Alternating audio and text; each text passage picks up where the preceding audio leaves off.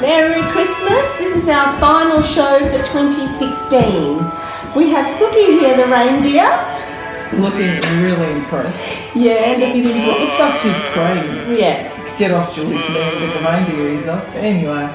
Now, Riz, last episode and we're doing a Christmas roast. Yes. So it's a Greek Christmas roast with all the trimmings, really easy and so worth effort. It's a slow roast and it's delicious. It is beautiful. And we didn't have any left when we test around it to try fake lamb sandwiches, but I reckon it'd be pretty awesome. Yeah, it's really nice. It's really nice. I'm making it myself, so I'm excited about this episode. Yeah. And if we don't see you when we're looking at you, Merry Christmas. Get in the kitchen. Get in the kitchen where you belong. Okay, so here, what I'm doing here is making the stock that the seitan will get put in. So in here we've got, if you want to bring it a bit closer, Jules, we've got 6 cups of water, 2 tablespoons of soy sauce, some sprigs of rosemary, some leaves from sage, all out of the garden, and I'm just going to, sad I know, cup of red wine. This forms the, as I said, the stock for cooking, the first stage cooking. Okay. So I'm going to leave that there to get boiling and we'll get back to it. Okay. So we are going to make the seitan, 2 cups of vital gluten flour. I use Australian made. It is beautiful, fresh, makes really beautiful seasoning. You can get that from organic buyers online, and there's probably other places you can get it as well. Anyway, just giving them a little push. So 2 cups of vital gluten flour. If you're going to make seitan, you need to have powdered garlic. So that was 1 teaspoon of powdered garlic, 1 teaspoon of terribly powdered onion. Then we have 1/4 cup of yeast flakes. Then we have a little bit of white pepper. Because don't measure, just guess. Yes. We're doing Greek. They use a lot of mint, so that's about 1 teaspoon of mint. Put that in, just mix that up a little bit. Now, we have the dry mixture. In the wet mixture, we have 1 cup of water, 2 tablespoons of tamari, 1 teaspoon of tahini, 1 teaspoon generous, I use generous teaspoons with these, and 1 teaspoon of miso. That's in there. I'm just going to give it a little mix. Now, the first time I made this, I made the mistake of not following instructions of putting it in the food processor, and I think it's important to get it combined nicely that it goes in the food processor. I'm just going to quickly pop the wet in with the dry. Give it a bit of a mix. And then I'm going to just pop that into the food processor to get it combined. It's going to get in the food processor. And we'll give it a little bit of a spin around. And that's with the hook blade, isn't it? Yeah, that's not with the cutting blade. Yeah. Cutting blade. And That'd be one. Yeah, as you said, I don't want the minced blade. I actually want it to combine. Now, it's taking a little bit to combine. It might be a bit dry, so what I might do is I'm going to add a little bit more. A little bit of this liquid that I'm just going to add a little bit more of that. So what's in that? That was just what was left of it. See how it's starting to join up now? Starting to go to a ball. Alright, I'm going to turn that off now because I will combine it with. So that was the blade I used, not the cutting blade. So we'll get that out. See what that's like. Yes, that's good. Alright, then we're going to move over to the bench again. Okay, so it's important because we want this to form what I guess would be the roast, equivalent of a roast. We need to give it a bit of a knead to make sure that they stick together. I made one previously, another time, and it fell apart a little bit. Not that it matters because it still tastes good, but you know, you want to impress people. We'll make it. You don't have to knead it for very long. Recipe says about a minute. And you can hear the air coming out of it, and it's starting to... It's farting. It's starting to join up together.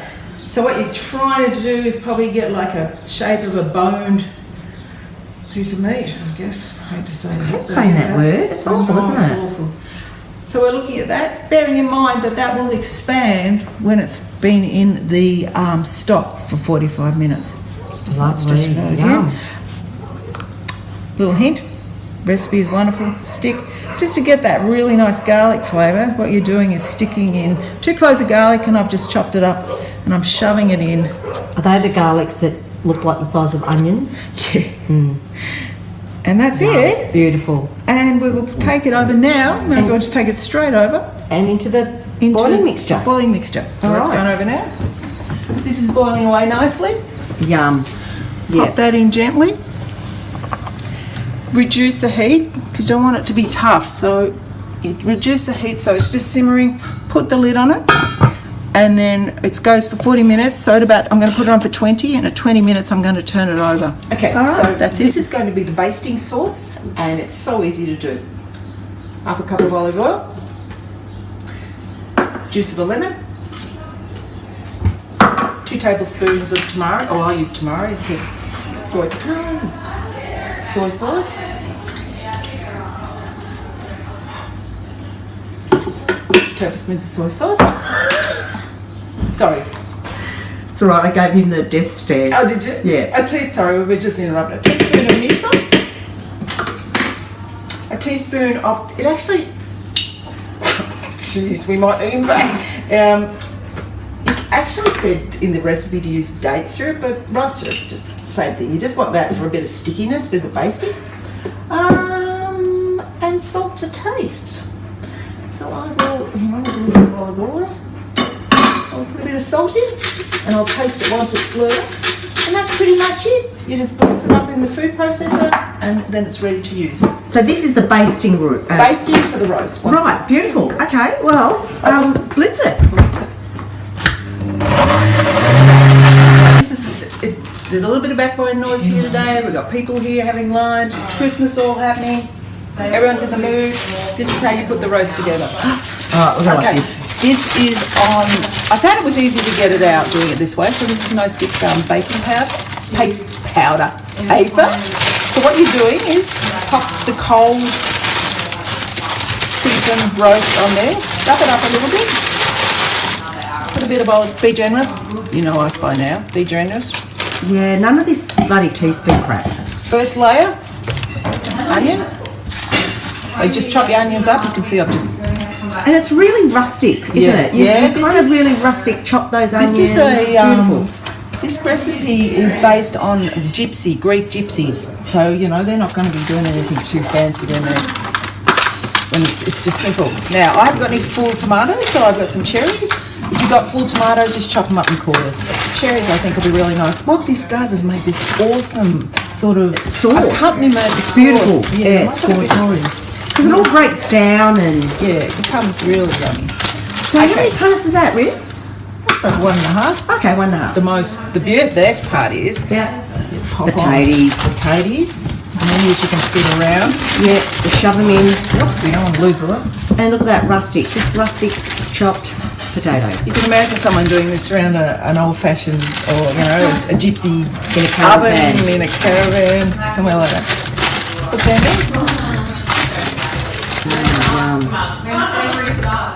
Okay, now of course for them to be able to cook well, you're going to have to give them some. And the garlic, Riz, does that go into? Yeah, no, I'll show you that. You're ahead of me, you're ahead of me. Which reminds me, I mucked up before with the sauce and forgot to say that it should have some fresh mint in it. Yeah. So, no, the basting, wasn't it? The basting sauce, yeah. Okay, so, where are we? Be generous, salt, yummy.